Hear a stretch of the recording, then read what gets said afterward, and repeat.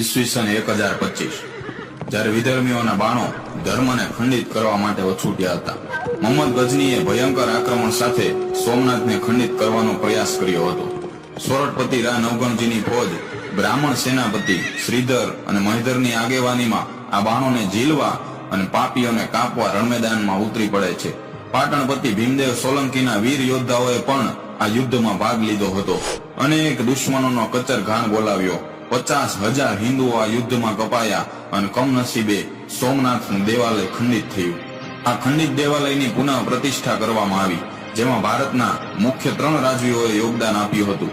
પ્રભાસ પાટણના ભદ્રકાલીના શિલાલેખમાં લખ્યું છે કે ભીમદેવ સોલંકીએ કાળના કારણે જીર્ણ થયેલા મંદિરને સુંદર પથ્થરોથી રત્ન વિભૂષિત કર્યું. સોરઠપતિ રા નવગણજીએ આ મંદિરનો પુનરોદ્ધાર કરાવેલો એવો ચારણી સાહિત્યમાં ઉલ્લેખ જોવા મળે છે કે 9 9 સોરઠ ધણી વીર વાંભળે હાથ અણનમ તે આવાસિયા સોરઠ ઘર સોમનાથ. ઉદયપુર પ્રશસ્તિ અને પરમારોના શિલાલેખોમાં સ્પષ્ટ લખ્યું છે કે પરમાર ભોજદેવે તુર્કોને હરાવ્યા અને સોમનાથનું મંદિર બનાવ્યું. અર્થાત ઈસવીસન 1025 ની આસપાસ મોહમ્મદ ગઝની દ્વારા ખંડિત થયેલા સોમનાથના દેવાલયની પુનઃ પ્રાણ પ્રતિષ્ઠામાં ગુજરાતપતિ ભીમદેવ સોલંકી, સોરઠપતિ રાજા રા નવગણજી ચુડાસમા અને માળવાપતિ રાજા ભોજ પરમાર આ ત્રણેય રાજવીઓએ ખૂબ મહત્વનું યોગદાન આપ્યું હતું.